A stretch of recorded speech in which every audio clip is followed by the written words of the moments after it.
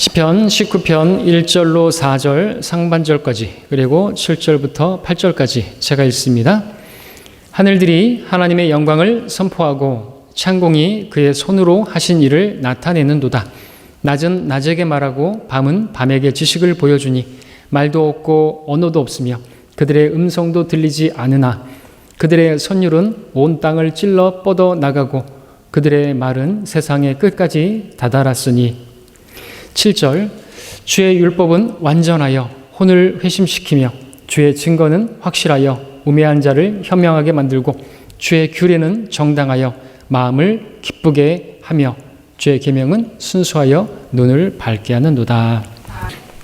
말씀의 제목은 하나님을 만나게 하시려고가 되겠습니다. 하나님을 만나게 하시려고, 좀 더 길게 하면 살아계신 하나님을 만날 수 있게 하시기 위해서 우리에게 주신 것들이라는 그러한 제목이 될 수 있겠습니다.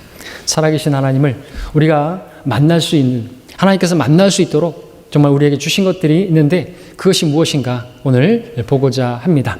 오늘 사실 또 때가 때이니 만큼 또 정치와 교회, 정교 분리에 관한 그런 말씀을 전하려고 했었으나 준비하다 보니까 별 의미가 없겠고, 지난 오후 시간에도 우리가 그리스도의 대사로서 대사가 하지 말아야 할 일이 무엇인가 하는 그 부분에 있어서 무엇보다도 그 파견된 나라의 정치에 관여해서는 안 된다는 사실을 우리가 분명히 보았고, 몇 차례에 걸쳐서 우리는 뭐 정광훈이라든지 또는 뭐 어떤 그 정동수 목사라든지 그러한 사람들처럼 정치에 관여하고 또 어떤 뭐 한국 기독당을 만드는 이러한 한국 교계처럼 우리는 정치에 간섭하지 않습니다.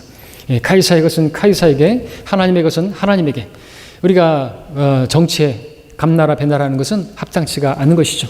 우리는 하늘의 시민권자들이고 우리는 이 땅에서 그리스도의 대사들로서 우리가 해야 할 일을 하면 되는 것입니다. 그리스도인이 일을 하게 되면요, 하나님께서 나라를 지켜주시는 것이, 우리가 나서서 무엇을 하고 그럴 필요는 없는 것이죠. 우리가 그러나 이 정치에 관심을 가지고 이 나라의 안녕을 위해서, 이 사회의 안녕을 위해서 우리가 또 위정자들을 위해서 기도하는 것은 필요하고요. 또 여러분들이 잘 기도하면서 또 선거를 할 때 투표권을 잘 행사하는 것은 필요하지만, 뭐 목사라는 사람이 나는 민주당이다, 나는 무슨 국민의힘이다, 뭐 그렇게 하면서 떠들어서는 절대로 안 되는 것이고요.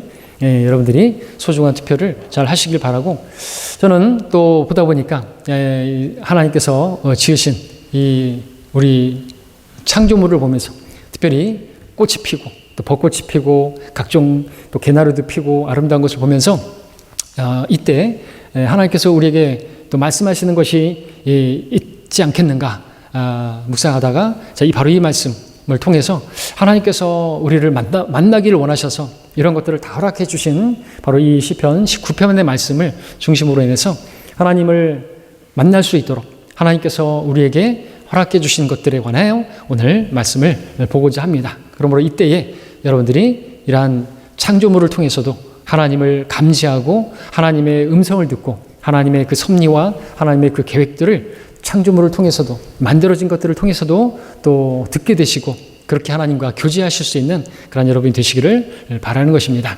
오늘 본문 1절을 다시 한번 보시면은 하늘들이 하나님의 영광을 선포하고 있다고 기록하고 있죠. 또 창공이 그의 손으로 하신 일들을 나타내는도다라고 말하고 있습니다. 하나님께서 하신 일들을 보여주고 있는 것이 하늘들이고 창공이라고 말하고 있는 것이죠. 자, 여기서 말씀을 하고 있는 하늘들, 복수로 사용되고 있는데 이 하늘들이 왜 하늘들이냐? 하늘이 하나가 아니라 세 개로 나눠져 있기 때문에 그렇죠. 첫째 하늘, 영어로는 스카이, 구름이 떠 있고 새가 날아다니는 것을 첫째 하늘이라고 부르죠. 영어로는 스카이라고 부르죠. 그다음에 둘째 하늘이 있습니다. 둘째 하늘은 우리가 우주라고 부르기도 하고 영어로는 스페이스라고 하죠. 별이 있고 해가 있고 여러 행성이 있는 곳을 둘째 하늘이라고 그렇게 말하고 있고요. 셋째 하늘은 영어로는 헤븐이라고 말하고, 바로 둘째 하늘 너머에 하나님의 보좌가 있는 하늘나라, 바로 거기를 헤븐이라고 말하죠. 믿지 않는 사람들도 헤븐 그러면 뭐라고 하죠? 하늘이라고 말하지 않고 헤븐은 뭐 천국이라고 말하죠. 옛날에 제가 구원받기 전에 좋아했던 노래 Tears in Heaven이라는 노래가 있었습니다. 그죠? 천국의 눈물이라는 그 아이, 자기 아이, 어린 아이를 잃어버리고 만든 노래라서 많은 사람들이 부르곤 했었죠. 자, 이렇게 하늘들은 세 가지로 나눠져 있습니다. 자, 그런데 그 하늘들이 무엇을 한다고 말씀하고 있는 것입니까? 바로 하나님의 영광을 그렇게 선포하고 있다고, 하나님의 영광을 드러내고 있다고 말씀하고 있는 것이죠. 그래서 우리가 이 첫째 하늘을 바라본다면 구름이 떠 있는 모양이라든지 맑고 청명한 그러한 빛과 또 다양하고 섬세한 그 색깔이라든지 또 그 하늘에 떠 있는 무지개라든지 또 오로라든지 그런 것들을 보면 참으로 놀랍고 아름다워서 감탄하게 되죠. 그것이 우리에게 무엇을 보여주고 있는 줄 아십니까? 하나님의 손으로 한 일들을 보여주고 있다는 거죠. 하나님의 솜씨, 그리고 하나님의 어떠한 분이신가. 여러분 그것들 보면서 참 아름답다라고 느끼십니까? 그러면 그것을 만드신 분이 아름다우신 분입니다.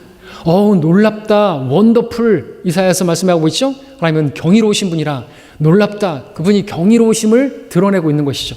그 하늘들이 그것을 우리에게 가르쳐주고 하나님이 어떤 분이신가를 우리에게 말하고 있다는 것이죠. 또한 둘째 하늘인 우주도 어떻습니까?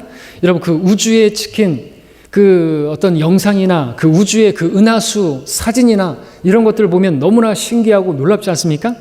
우리는 그런 그 하늘을 보면서 그 우주를 보면서 그 아름다움과 정교함에 감탄하게 되는데 그냥 우리는 감탄만 하는 것이 아니라 이것들이 바로 하나님의 그 솜씨를 드러내고 있다. 하나님의 영광을 선포하고 있다라고 하는 사실을 알아차릴 수가 있어야만 하는 것이죠.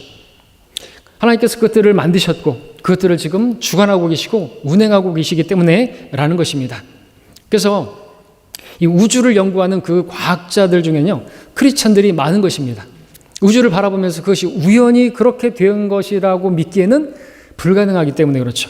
그래서 또 말씀드리지만 의사들 중에서 그리고 과학자들 중에서 크리스찬들이 많은데 또 의사들 같은 경우에는 크리스찬들이 많다고 했는데 크리스찬이라고 표현한 것은 그들이 구원받았는지는 제가 모르기 때문에 그리스도인이라고 표현하지 않고 크리스찬이라고 말하는 것이고요. 그렇게 많은 이유는 이 의사들도 이 인체를 연구하는데 인체가 소우주라고 하잖아요. 소우주. 과학자들은 그 우주를 보면서 너무나도 정교하고 너무나도 그것이 규모 있게 또 규칙적으로 돌아가는 그 모습을 보면서 하나님을 인정하지 않을 수가 없다라고 하는 결론에 이르게 되는 거죠. 그래서 의사들 중에서 과학자들 중에서 크리스천이 아닌 사람들은 다른 직업을 가진 사람을 보다도 일반 직업에 속한 사람들보다도 더 교만하다라고 말하는 데는 전혀 이의가 없는 것이겠죠. 또 보면 알 수 있는 거예요. 근데 우리가 그런 것들 뿐만 아니라 성경을 보면은 어떤 불신자들은 어떤 철학자는 성경을 자기가 보고 하나님이 안 계시다, 하나님에 대한 어떤 그런 반박할 어떤 논리를 찾아내겠다라고 시도를 했는데 성경을 읽다가 그리스도인이 되는 사람들도 있지 않습니까? 그러니까 성경을 보면 하나님 만날 수 있고요. 뿐만 아니라 하나님께서는 성경을 모른다 할지라도 하나님께서 만드신 이 창조물을 통해서도 하나님을 만날 수 있도록 하나님을 알 수 있도록 그렇게 계시해주고 계시다라는 것이죠. 우주의 별자리들이 지구의 사시사철을 알려주고 있고요. 헨리의 성은요 정확하게 76년마다 돌아오고 있고요. 태양은 우주를 정확한 시간으로 돌고 있고요. 그 외에 많은 그러한 질서를 보면서 그들이 결코 우연하게 된 것이라고는 도저히 믿을 수 없다라는 결론에 많은 과학자들이 그렇게 그리스도인이 되고 크리스천이 되는 것이죠. 갑자기 빅뱅처럼 뻥 하더니 모든 것이 다 이루어졌다고 하는 그러한 빅뱅 이론은요 거짓말인 것입니다. 빅뱅은 거짓말인 것이죠. 자, 지금 제가 첫째 하늘과 둘째 하늘이 하나님의 영광을 선포하고 있다라는 것을 말씀을 드렸는데 그렇다면 셋째 하늘은 어떨까요? 말할 것도 없겠죠. 계시록을 보니까 그 셋째 하늘에 하나님 보좌가 있고 셋째 하늘에는 모든 피조물들이 모든 천상의 존재들이 하나님의 영광을 보고 있고 하나님께 영광을 계속해서 돌리고 있죠. 할렐루야, 할렐루야, 할렐루야. 그분께 존귀와 찬송과 영광을 돌리고 있는 모습을 보게 되는 거죠. 그래서 오늘 본문에서도 하늘들이 하나님의 영광을 선포하고 있고 하나님께 영광을 돌려드리고 있고 모든 그 하늘 아래에 있는 속한 것들이 하나님께 그렇게 그분을 자랑하고 있고 그분을 높여드리고 있고 그분의 놀라움을 드러내고 있다라고 하는 것이죠. 자, 1절에서 그렇게 말씀하고 있고요. 2절도 보면은 낮은 낮에게 말하고 밤은 밤에게 지식을 보여주니 라고 말씀을 하고 있습니다. 무슨 뜻입니까? 낮은 낮에게 무엇을 말하고 있는 것이고 밤은 밤에게 무엇에 관한 지식을 보여주고 있다는 것입니까? 다름 아닌 하나님을 말하고 있고 하나님에 관한 지식을 말해주고 있다라는 것이죠.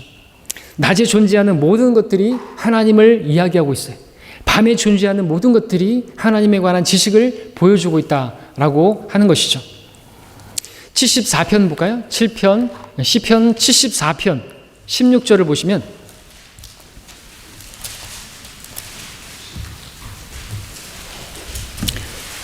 (74편) 16절 함께 한 목소리로 읽어보겠습니다. 시작. 낮도 주의 것이요 밤도 주의 것이니 주께서는 빛과 해를 예비하셨으며.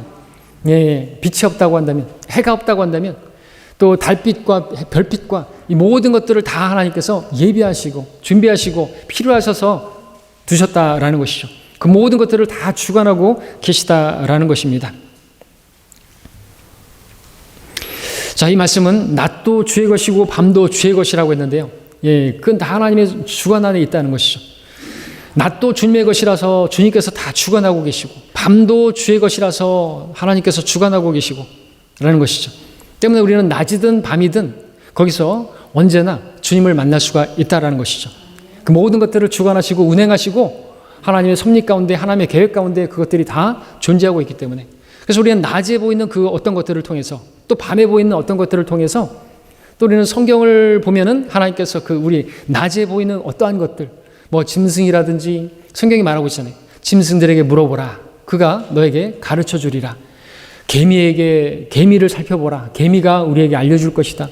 공중의 새를 보라. 예, 뭐 들의 풀을 보라. 우리에게 다 하나님에 관해서 하나님께서 우리에게 뭔가를 가르쳐 주시기 위해서 지금 그것들이 있다라는 것이죠. 존재하고 있다는 거죠. 그렇기 때문에 우리는요, 언제나 낮이든 밤이든 언제나 우리가 하나님을 감지하려고만 한다면 하나님을 만날 수 있고 하나님의 그 계획까지도 하나님의 뜻까지도 발견할 수가 있다라는 것이죠. 실제로 사도행전 17장에서 바울은 이렇게 설교했죠. 세상과 그 안에 있는 만물을 지으신 하나님은 하늘과 땅의 주시니라고 하면서 그분이 만민에게 생명과 호흡과 만물을 주심이라. 또 하나님께서는 인류의 모든 족속을 한 피로 만드시어 온 지면에 살게 하시고 미리 계획하신 시기와 그들이 거주하는 경계를 정하셨으니 이는 주를 찾게 하려 하심이라. 사람들이 하나님을 감지하려 하면 만나리니 그분은 우리 각 사람에게서 멀리 떨어져 계시지 아니하도다. 우리는 그분 안에서 살고 움직이며 존재하느니라. 예, 감지하려고 하나님 찾으려고만 한다면 찾을 수 있고 만날 수 있다는 거예요. 왜? 하나님께서 멀리 떨어져 계시지 않고 그러한 자유들을 통해서 우리에게 계시해주고 우리에게 말씀해주고 계시기 때문에 하나님을 우리가 모른다라고 변명할 수가 없다라는 것이죠. 다시 본문 시편 19편에서 3절 4절의 상반절을 읽으면 말도 없고 언어도 없으며 그들의 음성도 들리지 않으나 그들의 선율은 온 땅을 찔러 뻗어나가고 그들의 말들은 세상의 끝까지 다다랐으니 라고 말하고 있습니다. 예, 그것들이 말은 못해요. 짐승들도 말은 못해요. 물론 짐승이 말을 하기도 한 적이 있지만 나귀가 말을 하기도 한 적이 있었지만 예, 말은 없지만 언어는 없지만 그 자체가 하나님의 어떠하심을 우리에게 보여주고 있고 그렇기 때문에 우리가 그것을 통해서 하나님을 감지할 수 있고 하나님을 알 수 있고 그분을 만날 수 있는 매개체로 하나님께서 그 창조물들을 허락하셨기 때문에 야, 하나님이 어디 있어? 하나님이 어디 있으면 나와보라 그래. 그런 사람들은 양심을 거슬러서 하나님을 믿지 않기로 완악한 마음을 그들이 정했기 때문에 죄를 짓고 싶어서 내 마음대로 살고 싶어서 그렇게 하나님을 밀어내는 것이지 하나님을 알지 못한다 변명할 수가 없다는 거죠. 그래서 로마서 1장 20절에서 말하고 있죠. 로마서 1장 20절 또 함께 볼까요? 예, 로마서 1장 20절 함께 눈으로 찾아서 읽겠습니다. 로마서 1장 20절.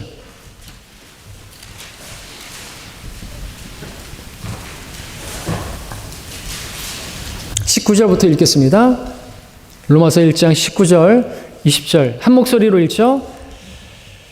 시작. 이는 하나님을 알만한 것이 그들 속에 나타나 있기 때문이니 하나님께서 그것을 그들에게 보이셨습니다.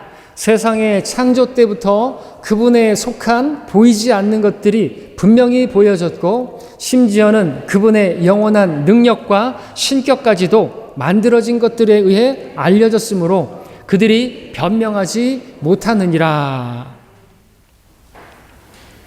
그분에 속한 보이지 않는 것들, 곧 그분의 영원한 능력과 신격까지도 분명히 보여졌고 만들어진 것들에 의해서 알려졌기 때문에, 그 창조물들을 통해서 알려졌기 때문에 누구도 나는 하나님을 알지 못한다, 한번 보여줘봐라, 나 한번 내 눈에 보여줘봐라, 그렇게 말할 수 없다는 거죠.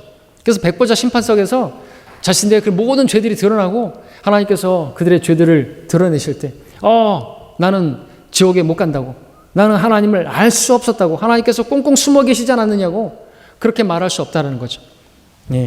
변명할 수가 없습니다. 나는 하나님을 믿을 수가 없었다고 말할 수 없다는 것이죠. 세상의 모든 창조물들이 하나님을 분명히 보여주고 있고 그 만들어진 것들에 의해서 알려졌기 때문에 누구나 볼 수 있고 누구나 알 수 있다고 성경은 증거하고 있습니다. 자, 이처럼 성경은 사람이 하나님을 알고 있고 알 수 있다고 증거하고 있는데, 만들어진 것들에 의해서 만드신 분을 알 수 있다고, 다시 말씀드립니다. 만들어진 것들에 의해서 만드신 분을 만날 수 있다고 말씀하고 있는 것이죠. 맞습니다. 여러분, 작은 연필 하나조차도 그것을 만든 존재가 있지 않습니까? 그것이 아무리 구조가 간단하고 또 아주 작은 것이라 할지라도 그것이 우연히 그 나무 속에서 그 흑연이 심지가 박혀 있고 그렇게 우연히 만들어질 수는 없는 거잖아요. 누군가가 만든, 사람이 우리가 사용하고 모든 우리 지금 사람이 사용하고 누군가가 만든 거 아니겠습니까? 저절로 만들어지는 것은 없다는 것이죠. 모든 것은 그것을 만든 존재가 있기 마련입니다. 그래서 히브리서 3장 4절은 말씀하시죠. 어떤 집이든 누군가가 지었으나 만물을 지으신 분은 하나님이시니라. 사람이 살고 있는 집 누가 지었어요? 우연히 만들어졌어요? 아니라는 것이. 사람이 지었어요. 그것처럼 큰 전체 집주, 우주가 뭐예요? 무슨 주예요? 집주잖아요. 그 우주도 누가 지었다는 거예요? 하나님이 지었다는 거죠. 그러니까 그 우주를 보면서도 누군가가 지었다라는 사실을 우리가 모르지 않아요. 근데 우리가 또 뭘 알 수 있습니까? 이렇게 큰 우주를, 그 큰 집을 지으신 분은 인간이 아니구나. 인간의 그 차원을, 그 신격을 넘어서는, 우리 인격을 넘어서는 그 신격을 가지신 하나님께서 만드신 분이구나, 만드신 어떤 분이 계시구나 하는 것을 우리가 감지할 수 있고, 그 정도는 누구나 알 수 있잖아요. 우리가 사람이 지은 어떤 집도 롯데타워나 이런 것들 보면 대단한데, 인간이 그래서 너무나 지금 교만하게 하나님을 대적하고 있고, 또 그래 인간들이 그 처음에 쌓던 그 바벨탑도 그렇게 롯데타워, 두바이 타워처럼 거대한 그런 걸 지으면서 하늘에 닿게 하자 말하면서 교만 떨었지만, 이 우주를 만드신 분을 보면서 하나님은 정말 인간의 비교가 안 되는 위대하시고 정말 크시고 무한 광대하신 분이라는 것을, 그분의 속성을, 그분의 신격을, 그분의 능력을 우리가 만들어진 것들에 의해서 알 수 있다고 말씀하고 있다는 것이죠.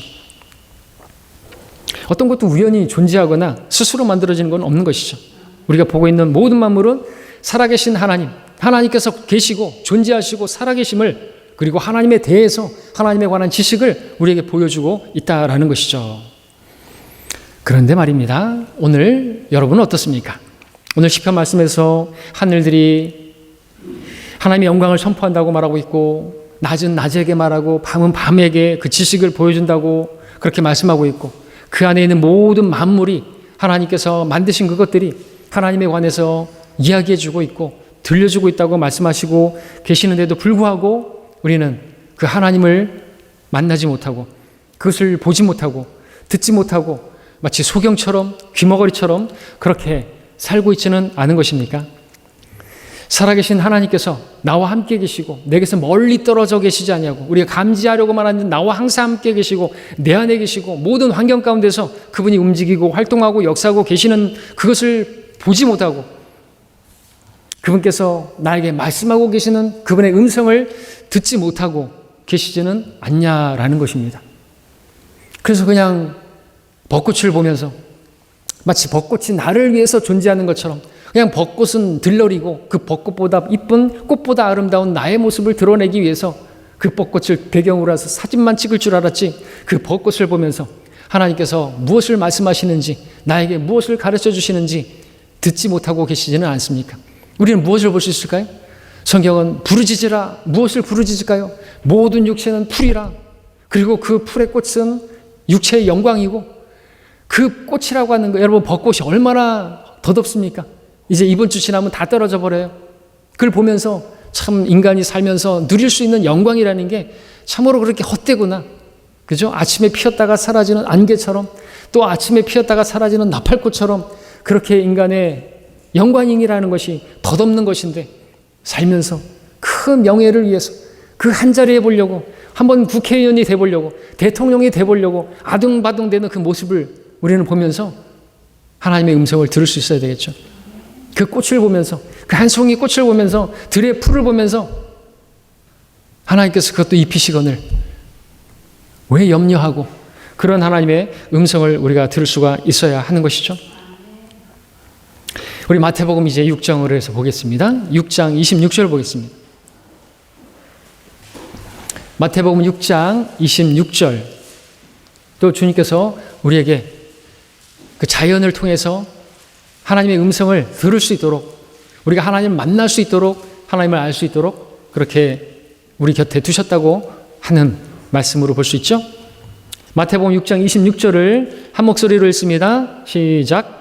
공중의 새들을 보라. 새들은 씨앗을 뿌리지도 않고 거두지도 않으며 곡간에 모아들이지도 않는다도 하늘에 계신 너희 아버지께서 먹이시나니 너희들이 새들보다 더 귀하지 아니하냐. 예, 주님께서 말씀하십니다. 공중의 새들을 보라 하시면서 그들을 누가 먹이신다고요? 하늘에 하나님께서, 하늘에 계신 아버지께서 그들을 먹이신다고, 양육하신다고 말씀하고 계시는 것이. 그래서 여러분들 참새라든지 우리가 굳이 뭐 까치밥을 만들어 놓을 필요가 없어요. 감 다 따셔도 돼요. 까치밥이라고 남겨놓을 필요 없다 이거죠. 하나님께서 그들을 먹이시는 거예요. 까마귀도 먹이시고 우리가 굳이 그것까지 신경 쓸 거 없어요. 다 따셔도 됩니다. 산에 다 만들어 놓으셨어요. 새들은요, 스스로의 힘으로 먹는 게 아니고 하늘에 계신 아버지께서 그들을 먹이신다고 말씀하고 계시는 것이. 그러면서 우리에게 뭘 말씀하시는 거예요? 왜 염려하냐고, 왜 먹고 사는 거 걱정하냐고. 누가 그런 말을 남겼습니다. 참새들이 말을 합니다. 어찌하여 인간들은 저렇게 걱정하면서 이리저리 허둥대며 염려하며 다니는가. 도대체 그 이유를 모르겠구나. 그러자 한 참새가 말했네. 인간에게는 우리를 돌봐주는 그런 하늘 아버지가 없는가벼? 없나요? 우리가 하나님을 아버지라고 부르는데 그 안 계세요? 우리가 믿지 않는 불신자라고 한다면 예, 염려하세요. 아무것도 기도하지 말고 다만 모든 일을 염려하세요. 왜? 아버지가 안 계시는데, 기도할 분이, 우리 기도를 들으시는 분이 안 계시는데 다만 모든 일을 염려만 할 뿐 기도하지 말아야죠. 아무것도 기도하지 말아야죠. 근데 우리는 아무것도 염려하지 말고 다만 모든 일에 기도와 간구로 하나님께 알리면 하나님께서 들으신다고, 우리의 필요에 따라 응답해 주신다고 말씀하고 계시지 않습니까? 그러면은 지각을 초월한 하나님의 평강이 우리의 마음과 생각을 지켜주신다고 말씀하고 있는데 왜 염려하십니까? 참새보다도 못한 그런 사람이 되어서는 안 되지 않겠습니까? 자, 우리 28절부터 30절까지도 보겠습니다. 마태복음 6장 28절로 30절까지 교대로 읽겠습니다. 또 어찌하여 너희는 의복에 대하여 염려하느냐? 들의 백합화가 어떻게 자라는지 생각해보라. 그것들은 수고도 아니하며 길쌈도 아니하느니라. 그러나 내가 네게 말하노니 모든 영광을 누릴 때에 솔로몬이 차려 입은 것도 이 들꽃 하나만 갖지 못하였느니라.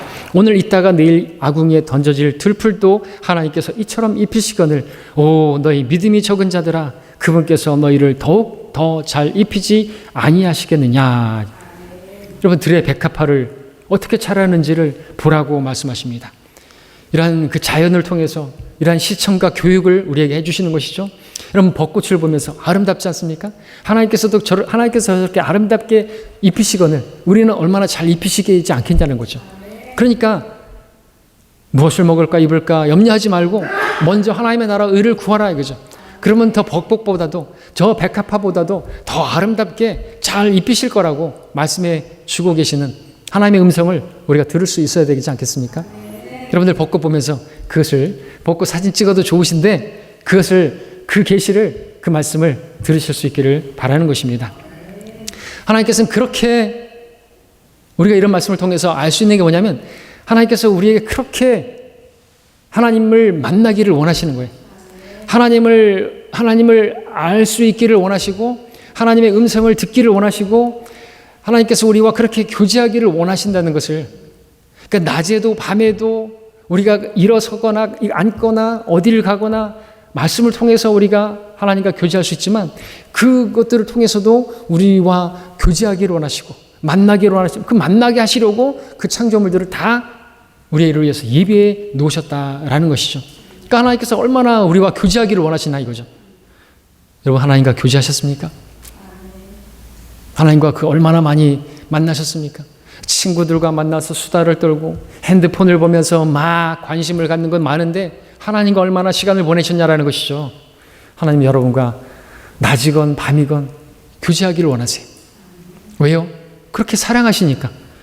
여러분 연인들, 사랑하는 연인들 만나가지고 막 그렇게 이야기하고 수다 떨고 그리고 헤어지면서 또 전화할게 그리고 전화를 하다가 또 그렇게 또 밤 늦게도록 전화하면서 이미 잠을 자고 있는 그러면서도 전화기는 계속 켜져 있고 얼마나 교제하고 싶은 거예요. 왜요? 사랑하니까. 하나님께서 여러분과 그렇게 교제하고 싶으시대요. 그렇게 교제해야 되지 않겠습니까? 자, 하나님께서 말씀하고 계실 거죠. 만물을 바라보면서 우리가 하나님을 바라보기 원하시고 그분의 음성을 듣기를 원하십니다. 하나님께서 그 모든 만물을 돌보고 계시기 때문에 먹이고 계시고 입히고 계시기 때문에 근데 그처럼 하나님께서 여러분들을 돌보고 계시고 여러분을 입히고 계시고 먹이고 계시는 분이 다른 누가 아니라 여러분의 스스로의 능력이나 힘으로가 아니라 하나님께서 먹이시고 입히시고 돌보시는 분이시다라고 가르쳐주고 계시고 싶은 거예요. 가르쳐주고 싶으신 것이죠. 너희 염려를 다 하나님께 맡기라. 그분께서 너희를 돌보심이라. 베드로전서에서 말씀하고 있지 않습니까? 자, 우리 다시 시편으로 가서 보겠습니다. 시편 121편으로 가서 보겠습니다. 또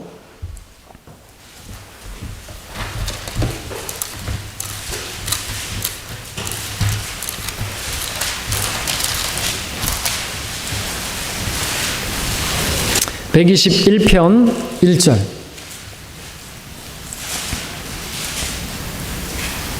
교리적인 내용은 뒤로 하고 영적인 적용으로 또 자연 계시로 해서 그 맥락에서 보겠습니다. 제가 읽습니다. 내가 나의 도움이 오는 산들을 향하여 내 눈을 들어 올리리니 라고 했습니다. 자, 시편 기자는 산들을 향해서 눈을 들어 올린다고 했습니다. 이 시편 기자가 산들을 바라보면서 누구를 바라보고 있는 것입니까? 2절에서 나의 도움이 하늘과 땅을 지으신 주께로부터 오는도다 라고 했습니다. 시편 기자는 산들을 바라봤습니다. 그리고 하나님을 떠올렸습니다. 팔레스타인에는 많은 바위산들이 있었습니다. 그 산들을 바라볼 때 무엇을 느끼게 됩니까? 그 바위산들은 굳건하게 그 자리를 지키고 있는 것이죠. 움직이지 않고 그 자리에 늘 지키고 있습니다. 큰 바위산, 거대한 바위산, 그 바위산을 바라보면 우리는 어떤 마음을 느낍니까? 믿을 수 있잖아요. 그 자리를 지키고 있는데 하나님을 우리가 생각한다면 하나님께서 그처럼 나를 지키시는 분이시다. 변함없이 어제나 오늘이나 나를 돌보시는 분이시다라는 것을 우리도 감지할 수 있고 느낄 수 있지 않습니까? 실제로 3절부터 7절까지를 그것을 말씀하고 있죠. 그가 너의 발을 실족시키지 아니하실 것이며 너를 지키시는 그는 졸지 아니하시리로다. 보라, 이스라엘을 지키시는 그는 졸지도 아니하시고 주무시도 아니하시리라. 주께서 너를 지키시는 분이시니 주께서 내 우편에서 내 그늘이 되시는도다. 낮에 해가 너를 치지 못할 것이며 밤에 달도 치지 못하리로다. 주께서 모든 악으로부터 너를 보호하시리니 그가 너의 혼을 보호하시리라. 우리 찬양에 있는 것처럼 큰 바위에 숨기시고, 여러분들 큰 바위에 딱 있으면은 그 피난처가 되는 것이고, 뜨거운 태양 아래 큰 바위산 그 아래 있으면 얼마나 시원합니까? 하나님께서 그처럼 우리를 안전하게 완벽하게 지키시는 분이시다라는 사실을 산을 보면서도 우리가 연상해낼 수가 있는 것이죠. 분명히 계속해서 주께서는 너를 지키시는 분이시다라고 말씀하고 계시는 것이죠. 산들과 같이 주님께서는 변함없이 굳건하게 지키시는 분이시다. 누구를요? 다름 아닌 여러분들을 지키시는 분으로 계시다라는 것입니다. 거대한 산처럼 주님께서 여러분들을 둘러싸고 보호하고 계시는 분이시다라는 거죠. 지켜준다. 어떤 그 기업의 그 심벌 마크가 커다란 산이죠. 프루덴셜 생명보험 같은 경우에 그 마크가 거대한 산이 있어요. 프루덴셜 생명보험 보면은 뭡니까? 그만큼 당신들이 우리를 믿고 맡기면 당신들의 생명을 지켜주겠다. 그러니까 계속해서 돈 내라.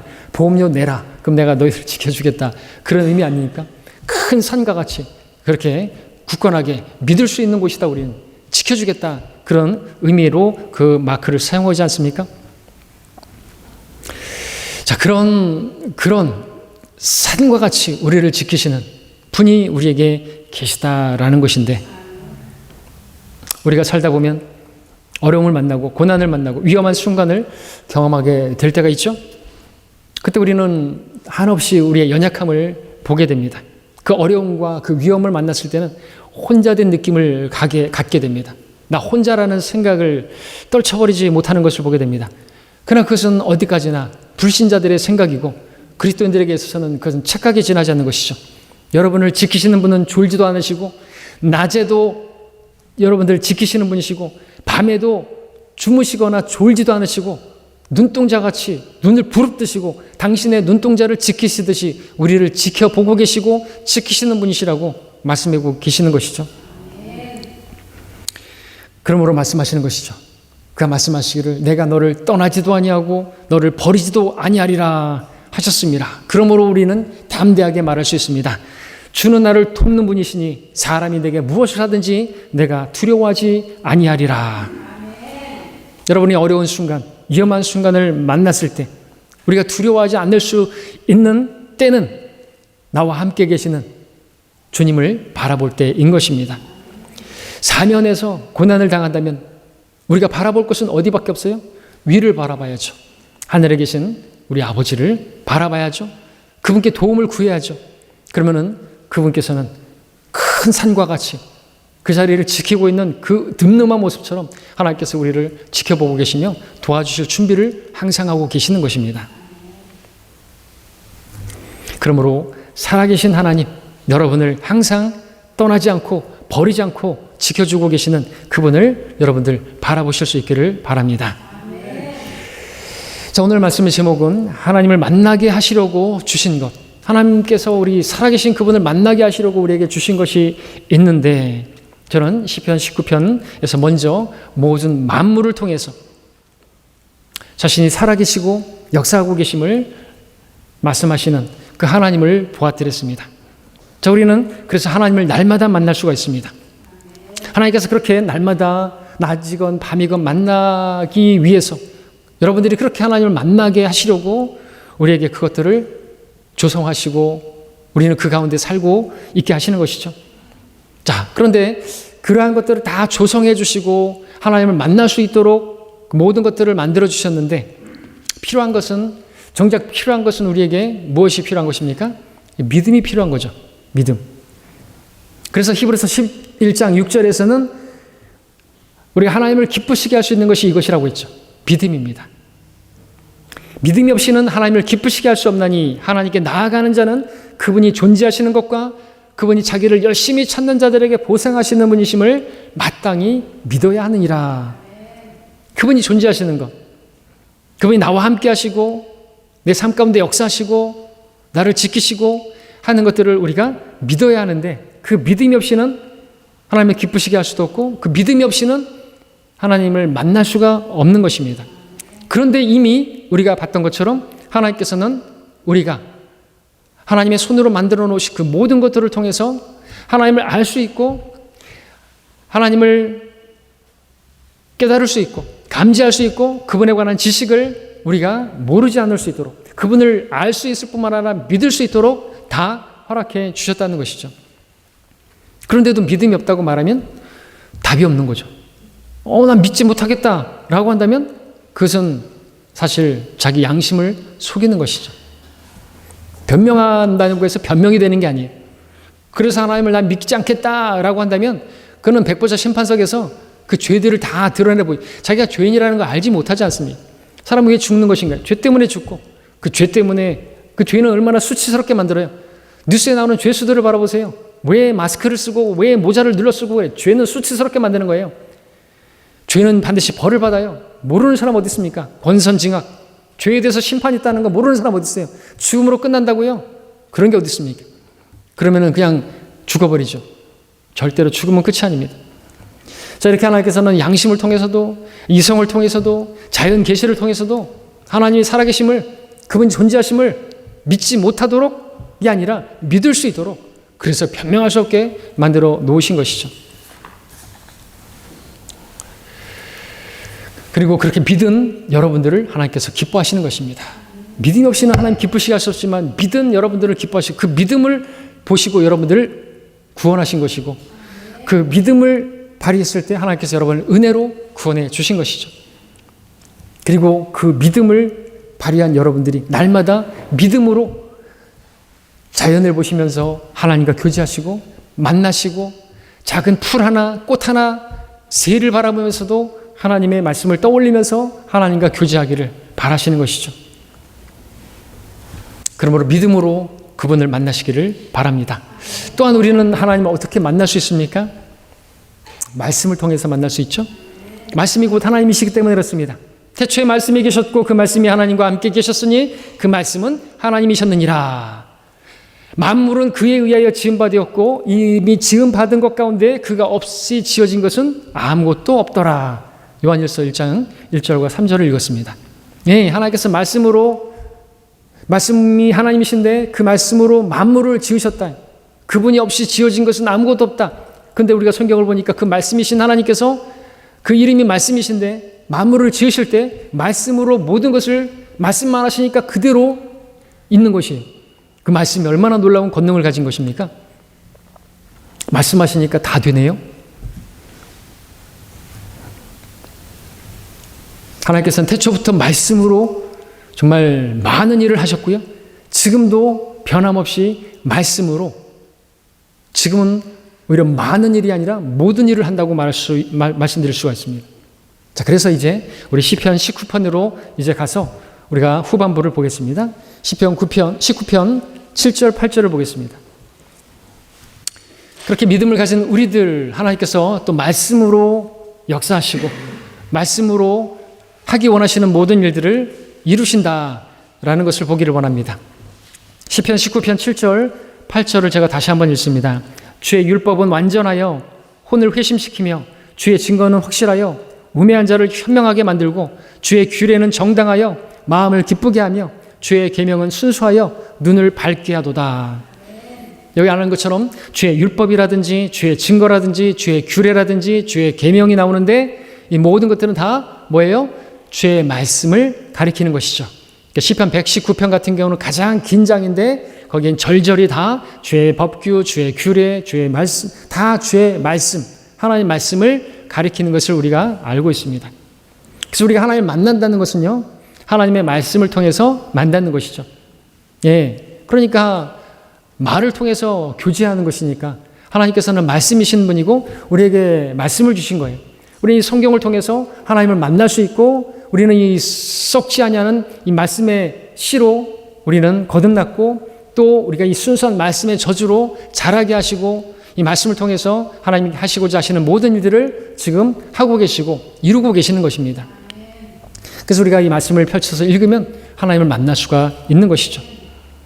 7절에서 그 말씀이 혼을 회심시킨다고 말씀하고 있습니다. 예, 우리는 이 말씀으로 회심했죠. 우리는 돌이켰어요. 죄로 가다가 지옥으로 가다가 바뀌었습니다. 우리의 마음을 바꿔서 여기서 마음이 컨버트인데 바꾼다라는 뜻이죠. 우리 마음을 고쳐먹은 것입니다. 우리가 구원받은 이후에도 무엇이 우리의 마음을 돌이키게 만드나요?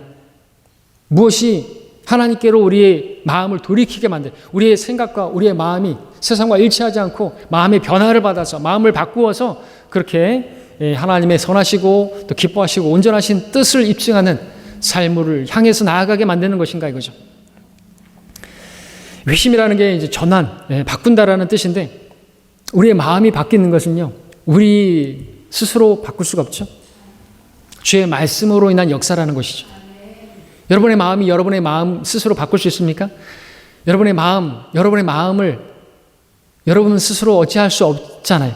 내 마음 내가 어떻게 못한다고 말하지 않습니까?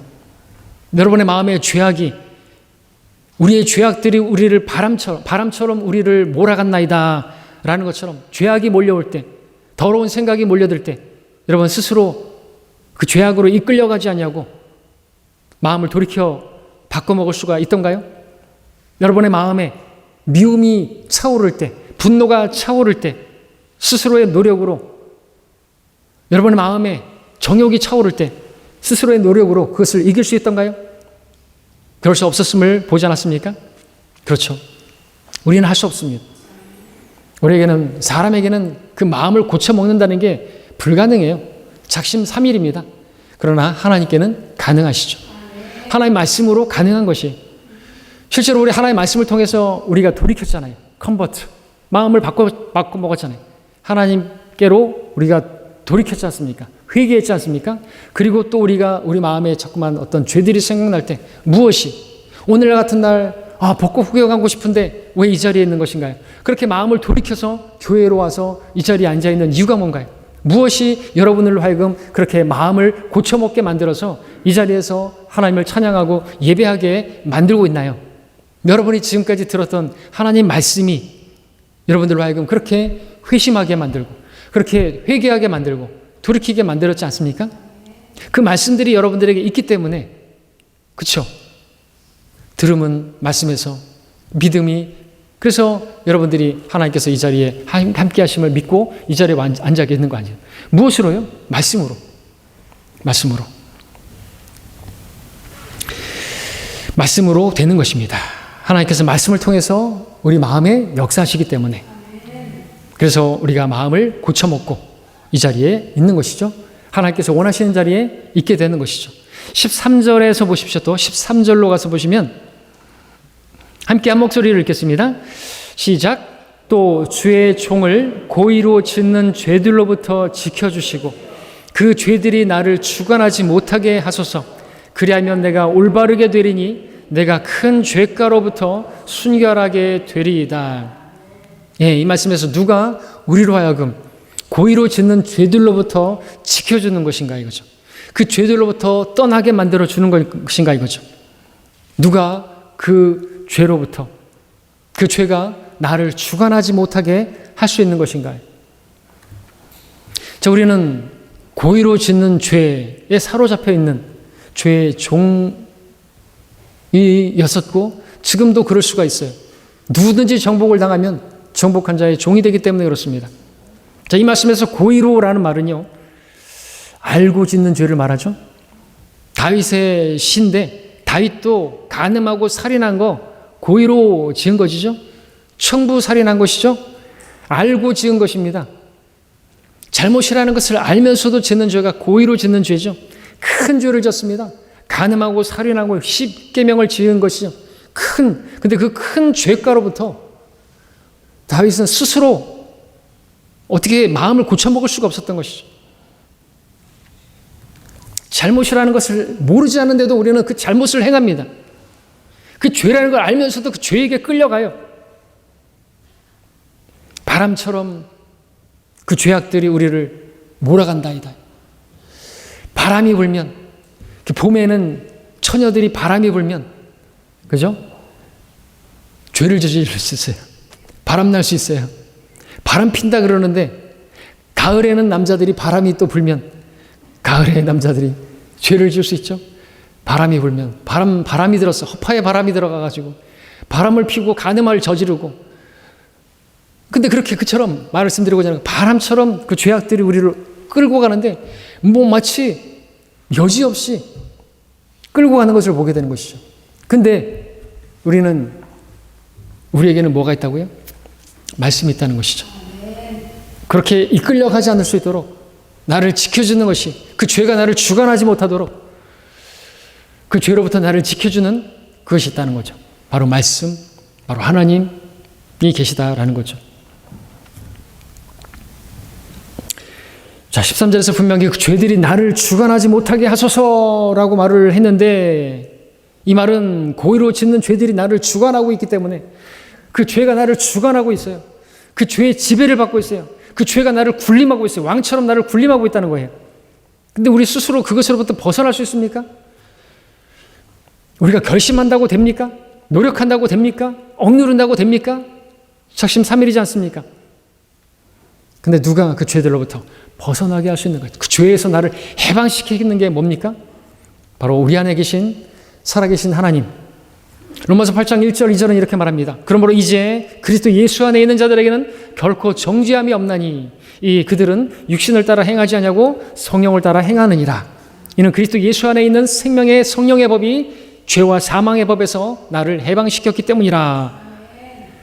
구원받을 때뿐만 아니라 구원받은 이후에도 생명의 성령의 법이 우리 안에 있기 때문에, 성령께서 우리 안에 계시기 때문에 성령께서는 모든 진리로 인도하시고 모든 우리가 들은 말씀들을 기억나게 하심으로써 그 말씀을 기억나게 하시고 그 말씀으로 역사하셔서 우리가 육신을 따라 그 죄들을 향해 가지 않냐고 성령을 따라 행하도록, 그래서 우리가 정죄함을 당하지 않을 수 있도록, 그래서 그 해방케 될 수 있도록, 자유케 될 수 있도록 그렇게 역사하시는 분이 우리와 항상 함께하고 계시다라는 것이죠. 그러므로 우리가 주의 말씀을 통해서 살아계신 하나님을 만나는 것이 얼마나 중요한 것입니까? 그 말씀을 읽는 것이 얼마나 중요한 것입니까? 성령께서 내 안에 계시면 뭐합니까? 성령께서는 우리가 무엇이나 들은 그 말씀들을 기억나게 하시고 모든 진리, 아버지 말씀은 진리니이다. 그 진리로 인도하시는데, 말씀으로 주님과 교제하지 않는 한 성령의 인도함을 받지 못하고 성령을 따라 행하지 못하고 육신을 따라 행할 수밖에 없는 이유, 말씀을 읽지 않았기 때문에 그래요. 그래서 우리에게 성경을 그렇게 강조하는 것입니다. 말씀을 읽어야 된다고요. 그것이 주님과 교제하는 것이고, 그렇게 주님을 만나는 그 만남이 나로 하여금 바람나지 않게 만드는 거예요. 왜 바람을 피웁니까? 왜 간음을 저지르고 온갖 죄악을 저지르고 육신을 따라 정욕을 따라 사는 겁니까? 말씀이 그를 지켜주지 못하기 때문에 그렇죠. 하나님께서 그를 지켜주고 싶어도 그가 말씀을 읽지 않는데 어떻게 하나님께서 지켜주시는가요? 산처럼 나를 지켜주시고 계신다고요? 근데 내가 주님과 교제하지 않는데, 믿음이 없는데, 믿음 들음에서 하나님 말씀에 의해서 나는데 어찌. 여러분들 성경을 가까이 하십시오. 읽으셔야 돼요. 어디 펴십시오 그러는데 아직도 성경 찾는데 헤매고 계시면 안 되는 거예요. 여러분들이 좋아하고 하고자 하고 있고, 여러분들이 직업에 있어서는 전문적인, 그래서 뭐 어디가 있고 뭐가 저기 있고 저기 있고 여기저기 있고 딱 뭐 찾는데 여기 저기 다 찾는데, 어디 뭐 미카서 찾는데 하박국 찾는데 헤매고 있고 그러면 안 되는 것입니다. 우리의 직업은요, 우리는 그리스도의 군사고 우리는 청직이고 하나님의 일꾼이고 그렇지 않습니까? 세상 일은 부업인 거예요. 하나님께서 여러분들이 그렇게 하나님과 교제하기를 원하시는 거예요. 그것이 여러분을 지켜준다니까요. 하나님을 만나시기를 바라시는 거예요. 그 목적으로 자연도 허락하시고 말씀도 주시고 계시다라는 것이죠. 또 보면 시편 우리 19편 7절의 마지막에는 우매한 자를 현명하게 만든다고 말씀하고 계시죠. 우리가 살면서 이 우매함을 현명하게 만든다, 와이즈. 또 지혜는 위즈덤인데, 우리에게 이러한 현명하게 하는 지혜가 너무나 필요한 것을 알게 되죠. 진로를 결정할 때라든지, 어떤 일을 결정할 때, 문제를 해결하고 할 때, 또 누구와 만나서 이야기를 하려고 할 때 정말 현명한 지혜가 우리에게 절대적으로 필요함을 알게 되는 것이죠. 우리가 현명하지 않기 때문에, 지혜가 없기 때문에 잘못된 길을 가게 되고 잘못된 결정을 하게 되고 잘못된 말을 하게 되고, 그래서 문제가 해결되지 않고 오히려 문제를 더 키우게 만들고 갈등이 생기고 그런 걸 보지 않습니까? 자, 우리는 어떻게 그런 갈등과 다툼과 또 그런 해결되지 않는 그 길이 막힌 것 같은 그런 일을 당하지 않을 수가 있는 것인가? 하나님의 말씀으로 하나님을 만나면 되는 것입니다. 하나님의 말씀을 통해서 우리 마음과 생각이 변화를 받게 되면 우리가 지혜롭게 됩니다. 현명하게 되는 것이죠. 그래서 지혜를 만나면요, 현명하게 되는 것입니다. 근데 그 지혜가 뭐예요? 잠언에서는 그 지혜를 만나는 것, 열심히 찾는 것, 바로 주님이시고 말씀입니다. 잠언 2장 6절에서는 주께서 지혜를 주시고 그의 입에서 지식과 명철이 나오느니라. 그는 의로운 자들을 위하여 건전한 지혜를 마련해 두시며 라고 말하고 있습니다. 우리에게 필요한 지혜를, 또 우리가 부르짖으면 아낌없이 하나님께서 지혜를 주신다고 했는데, 또한 그 지혜를 얻기 위해서 우리는 하나님 말씀을 가까이 해야 하는 것이죠. 왜? 오늘 말씀에서 이 우매한 자가 현명하게 되고 지혜롭게 되는 건 바로 주의 말씀이, 그 주의 규례가, 주의 그 법규가 우리에게 현명하게 한다고 말씀하고 계시기 때문에 그렇죠. 그럼 오늘 말씀을 통해서 하나님을 만나시길 바랍니다. 그러면 여러분들이 어디로 가야 할지 모를 때, 어떻게 결정해야 할지 모를 때, 해결해야 할 문제가 있을지라도, 다른 사람들과 어떻게 대화를 풀어가야 할지 모를지라도 여러분들이 말씀을 통해서 하나님을 만나게 된다면 하나님께서 여러분에게, 하나님과 교제한 여러분들에게 현명한 지혜를 주시고 예비한 지혜를 주실 것입니다. 그렇게 지혜롭게 되어서 여러분들 지혜롭게 그 일들을 대처하시기를 바라는 것이죠. 끝으로 한 말씀을 더 보면 시편 19편 우리가 읽은 8절에서 주의 규례는 정당하여 마음을 기쁘게 하며 라고 말씀하고 있는 부분만 보겠습니다. 마음을 기쁘게 한다고 말하고 있습니다. 무엇이에요? 주의 규례, 그 주의 말씀이. 우리에게 기쁨을 주는 이가 누굽니까? 하나님이시죠. 하나님께서 우리의 마음을 기쁘게 하실 수 있는 분이세요. 우리는 기쁨을 얻기 원합니다. 우리 하고자 하는 일, 모든 일 가운데서 나를 기쁘게 하기 위해서 하는 일 아니고 그런 일이 어디 있어요? 다 나를 기쁘게 하기 위해서 하는 일들이잖아요. 그런데 한번 생각해 보십시오. 여러분들이 하고자 하는 그 일을 통해서 기쁨을 누렸는데, 여러분들이 그것을 하면서 기쁨을 누렸는데 참된 기쁨이 있던가요? 사마리아 여인처럼 그렇게 물을 계속해서 매일마다 기르지만 또 돌아서면 허전하고 공허하고 참된 기쁨을 주지 못하는 것을 여러분들이 알지 않습니까? 그 여인처럼 어떤 남편을 통해서, 남자를 통해서, 사람을 통해서 만족을 얻어보려고 하고 공허함을 채워보려고 했지만 5번이나 남자를 가르쳐봤지만 그 남편이 나에게 기쁨을 주지 못했어요. 만족을 주지 못했어요. 공허함을 채워주지 못했어요. 우리는 사람으로부터 기쁨을 얻으려고 하면요, 실망만 얻게 됩니다. 왜? 멀리서 볼 때는 멋있고 아름답고 하지만요, 가까이에서 보면요 허물 많고 죄 많고 한심하고 그런 모습을 보게 되는 거예요. 그래서 처음에는요 뜨겁고, 그렇게 신혼 때는 뜨겁지만요 지나면서 점점 사랑이 식어지는 거죠. 그래서 처음처럼, 그래서 첫사랑 이야기하는 것이죠. 우리 신혼부부들에게는 미안하지만 좀 지나봐요. 근데 뭐가 필요한 거예요? 그래서 뭐가 필요한 거예요? 하나님이 필요한 거예요. 하나님이 없으면요, 남편에게서, 남자에게서, 아내에게서 만족을 얻으려고 하고 기쁨을 얻으려고 했다간 실망만 한다니까요. 그래서 이혼하는 거예요. 우리나라 이혼율이 얼마나 심한 줄 아십니까? 그래서 실망하는 것이죠. 또 어떤 사람들은 재물을 통해서 기쁨을 얻으려고 해요. 그러나 우리가 아무리 많은 재물을 얻는다 할지라도 그것은요 오히려 더 근심만 가득하게 만들 뿐이라는 거. 우리 잘 알잖아요. 솔로몬이 얼마나 많은, 근데 그 부자는 그 부 때문에 잠을 못 자는 거예요. 여러분, 제가 지난주 화요일 새벽에 제가 부자가 됐어요. 1조 원이 제가 선물을 받았다니까요. 저 1조 원을 선물 받았어요. 1조 원을.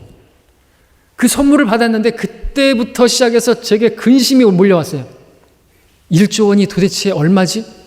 여러분, 1조 원이 얼마나 큰 돈일까요? 괜히 지난번에 야구 선수가 1조 원의 사나이라고 해가지고 그 1조 원을 제가 선물을 받았는데 그 뒤로 제가 1조 원에 대해서 생각을 많이 했던 모양이에요. 그러니까 꿈에 나타난 것이죠. 1조 원을 저한테 고맙다고, 왜 고마운지는 제가 기억이 안 나는데 꿈은 깨고 나면은 잊어버리니까 1조 원을 선물해 준 거예요. 2천만 원을 줬는데 2천만 원? 고마움에 대한 대가가 2천만 원밖에 안 돼? 그런데 그 사이에 봉투가 하나 있고 1조 원이 들어있는 거예요. 딱 펼쳐, 잘못 읽었나? 동그라미 세 보고, 근데 그 동그라미 셀 필요가 없어요. 밑에 1조 원이라고 써 있으니까. 1조 원을 선물 받았는데 그때로부터 제가 뭘 했는 줄 아세요? 고민이 되는 거예요. 근심하게 되는 거예요. 도대체 1조 원이 얼마인 줄 아세요? 1,000만 원 다음에 1억이죠. 1억 다음에 10억이죠. 10억 다음에 100억이죠. 100억 다음에 1,000억이죠. 1,000억 다음에는 1,000억, 그러면 2,000억, 3,000억, 8,000억, 4,000억, 5,000억, 9,000억, 그 다음에 10,000억인가? 10,000억 다음에 10,000억, 그 다음에 100,000억, 그 다음에 100,000억, 그 다음에 1,000,000억, 그 다음에 1조죠. 저는 제가 그런 1조를 가져본 적이 없어서 계산이 안 되는 거예요. 그렇게 생각해보다 보면 그 오탄이라는 애가 1조 원의 사나이라고 하는데 도대체 얼마를 버는 거예요? 와, 그때부터 막 근심이 되고 막 번민이 시작되는 거예요. 근데 성경이 말하고 있잖아요. 많은 재물이 오히려 또 돈, 막 곡식이 풍성해지니까 그때부터 근심하잖아요. 창고를 더 넓혀야 되겠다. 이걸로 안 되겠다. 근심하게 된다는 것이죠.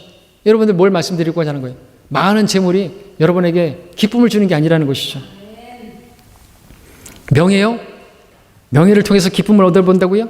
우리가 뭔가를 성취하고 어떤 위치에 오른다고요? 만족하던가요? 무슨 아이돌 그룹이 어떤 무슨 저 옛날에 전남 도지사가 왜 자살을 하고 왜 그런 어떤 경제 이런 사람들이 인기를 누리는 사람들이 갑자기 타락하고 마약을 하고 왜 그렇게 자살을 하고 그런가요? 거기에 만족이 없어요. 기쁨이 없다는 것이죠.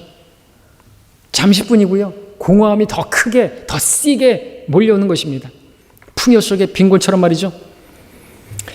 왜 그런 것입니까? 이렇게 사람이나 어떤 큰 재물이나 큰 명예도요. 그것은 우리에게 참된 기쁨을 주지 못하기 때문에 그렇습니다. 누가 우리에게 기쁨을 줄 수 있는 것입니까? 하나님이, 살아계신 하나님. 주를 기뻐하는 것이 우리에게 힘이라 말하고 있습니다. 주의 규례는 정당해서 우리의 마음을 기쁘게 하며 라고 말씀하고 있습니다. 그래서 우리가 주의 말씀을 읽을 때 우리 안에서 역사하시는 하나님께서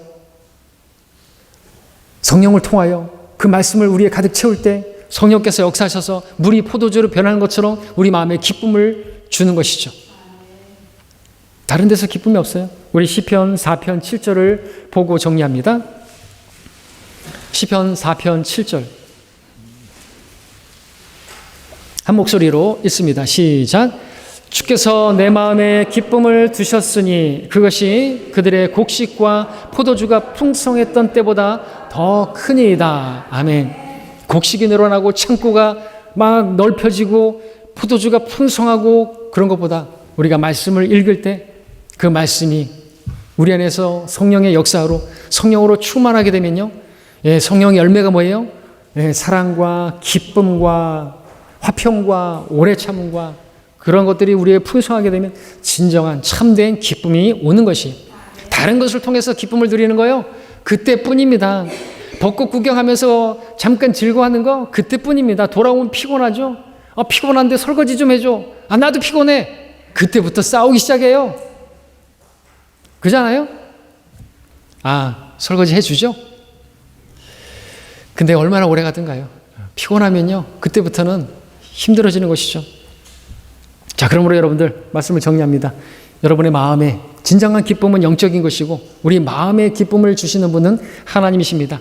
그러므로 말씀을 통해서 하나님을 만나시기 바랍니다. 그래서 날마다 하나님께서 주시는 그 기쁨을 누리시기를 바랍니다. 말씀을 통해서 하나님을 만나시기 바랍니다.